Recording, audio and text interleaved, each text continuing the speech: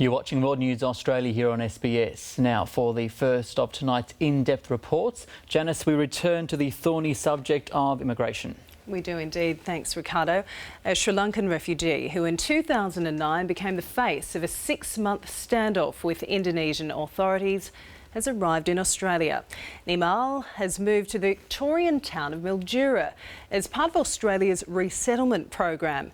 Well, SBS has caught up with him on his first day in his new home, more than 4 years after a protest that caused Canberra worldwide embarrassment. Hello. This is what Nimal has been dreaming about for nearly 5 years.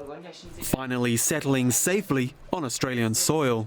This Sri Lankan Tamil refugee has been living in limbo in Indonesia since 2009. Everything is going to be new, so I'm not sure what I'm going to do because this is my first day in Mildura in Australia.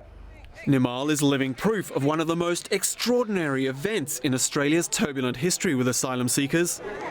He was one of 254 Tamils heading to Australia when then Prime Minister Kevin Rudd asked Indonesia to stop their boat. There were women, children and elderly people.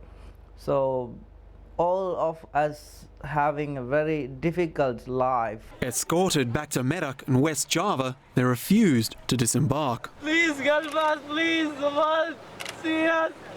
We are waiting for you, Australia. We are waiting for your response for 6 months.